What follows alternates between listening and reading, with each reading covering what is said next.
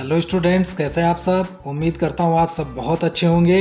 आइए दोस्तों, आज के इस वीडियो में हम स्टडी करेंगे क्लास 7th की बुक एन एलियन हैंड से चैप्टर नंबर 2, जिसका टाइटल है ब्रिंगिंग अप कारी के सॉल्यूशंस। चलिए शुरू करते हैं question answer. Question 1, the enclosure in which Kari lived had a thatched roof that lay on thick tree stems. Examine the illustration of Kari's pavilion on page 8 and say why it was built that way. देखिए, आपको पता है कि कारी जो है वो एक झोपड़ी में, एक बाड़े में रहता था, जिसके ऊपर झोपड़ी थी जो लकड़ी के ठूठों पर बनाई गई थी।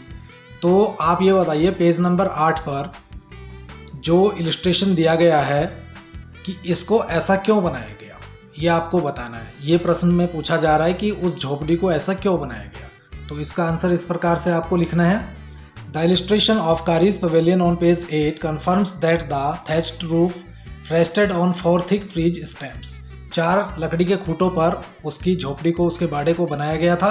पेज नंबर 8 पर यह कन्फर्म हो जाता है। The pavilion was built in this way so that the elephant could move about freely inside the enclosure. वो इसलिए बनाया गया था कि हाथी का बच्चा उस झोपड़ी में, उस बाड़े में फ्रीली घूम सके। ऐसा ना हो कि वो टकराए, पिलर से टकराए, नहीं तो पिलर बनाए जा सकते थे, तो पिलर्स नहीं बनाए गए थे, इसलिए वो वहाँ पर 4 ठूंठ पर बनाया गया था। Okay, now see question number 2, did Kari enjoy his morning bath in the river. Morning bath जो रिवर में लेता था कारी, क्या वो उसको एंजॉय करता था। Give a reason for your answer. अपने आंसर के लिए कारण भी बताइए। तो इसका आंसर इस प्रकार से लिखिए, यस कारी enjoyed his morning bath in the river. कारी अपनी मॉर्निंग बाथ जो रिवर में लेता था उसको बहुत एंजॉय करता था। He would lie down on the sand bank. वह किनारे पर रेत में लेट जाता। While the narrator rubbed him. जबकि लेखक उसको रगड़ता था। With the clean sand of the river for an hour. जो रिवर का एकदम साफ सुथरा रेत होता था, 1 घंटे तक वो उससे रगड़ता था। After that he would lie in the water for a long time. इसके बाद वो लंबे समय तक पानी में लेटा रहता था। His skin would shine like ebony on coming out from water. उसकी स्किन किसी इबोनी की तरह चमकती रहती थी। And he would squeal with pleasure as the narrator rubbed water down his back. जैसे उसकी बैक को नरेटर रगड़ता था तो वो बहुत ही आनंद महसूस करता था, बहुत ही खुश होता था। तो इस प्रकार से वो अपनी बात को एंजॉय करता था। कारी टुक अ लॉन्ग टाइम व्हाई। कारी के लिए अच्छी ट्विक्स ढूंढने में ज़्यादा समय लगता था, क्यों। तो इसका आंसर इस प्रकार से लिखना है। The narrator would climb all kinds of trees to get the most delicate and tender twigs for Kari. लेखक सभी तरह के पेड़ों पर चढ़ता था कारी के लिए सबसे मुलायम और नर्म पत्तियां और शाखाएं ढूंढने में। In order to cut down the twigs without mutilating them. टूटे फूटे बिना ट्विग्स को काटने में the hatchet needed to be very sharp. कुल्हाड़ी को बहुत तेज करना पड़ता था। And it would take half an hour to sharpen the hatchet.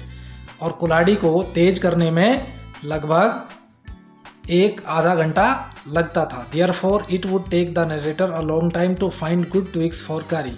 इस प्रकार से नरेटर को, लेखक को कारी के लिए अच्छी ट्विग्स इकट्ठा करने में, ढूंढने में, लाने में ज़्यादा समय लग जाता था। क्वेश्चन समझ में आया, आंसर क्लियर हो गया। चलिए आगे बढ़ते हैं। क्वेश्चन नंबर 4, वाई डिड कारी push his friend into the stream. कारी ने अपने मित्र को नदी में धक्का क्यों दे दिया। तो इसका आंसर, हाथी के बच्चे ने लेखक को नदी में धक्का क्यों दे दिया था।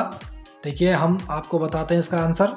यदि आपने वो वीडियो नहीं देखा है जो हमने लेसन पर बनाया है, पहले आप उस वीडियो को देख लीजिए, फिर आपको इस पूरे चैप्टर की समरी और हिंदी समझ आ जाएगी, मीनिंग समझ आ जाएगा, तो आप आंसर ईजिली दे पाएंगे। चलिए आंसर इस प्रकार से लिखिए। कारी पुश्ड हिज फ्रेंड। कारी ने अपने दोस्त को, द नरेटर लेखक को, इसलिए धक्का दिया इनटू द स्ट्रीम नदी में, because there was a boy lying flat at the bottom of the river and he wanted him to save the drowning boy।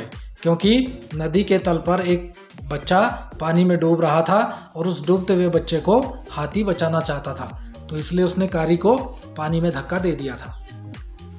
Question number 5, कारी वाज लाइक ए बेबी। कारी एक बच्चे के समान था। What are the main points of comparison. इसमें तुलना करने के मुख्य बिंदु क्या हैं, तो वो आपको बताने हैं। तो आंसर इस प्रकार से देखिए, Kari was like a baby as it had to be train to be a good and if it was not told when it was naughty it was up to more mischief than ever. देखिए कारी जो है वो एक बच्चे के समान था, क्योंकि उसको अच्छी तरह से ट्रेन किया गया था। यदि उसको ट्रेन नहीं किया जाता तो वो ज़्यादा शरारती हो जाता और वो पहले से ज़्यादा शरारत करता। Question number 6, Kari helped himself to all the bananas in the house without anyone noticing it. Kari अपनी किस प्रकार से हेल्प कर रहा था सारे बनानास घर से गायब करने में बिना किसी की नज़र में आए।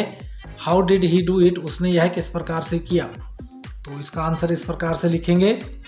Large plates of fruits use to be kept on a table near a window in the dining room. बैठक वाले कमरे में एक बड़ी मेज पर बड़ी बड़ी तस्तरियों में फल रखे जाते थे खिड़की के पास। Of the narrator's house, narrator के घर में। Kari would put his trunk in through this window and pick up all the bananas kept in the plate. Kari खिड़की के रास्ते अपनी सूंड को प्लेट तक पहुंचाता था, वहां रखे हुए सारे बनाना उठा लेता था। He would then eat these stolen bananas in his pavilion, और तब वह अपने बाड़े में बैठकर इन सब बनानास को, चुराए हुए बनानास को खाता था।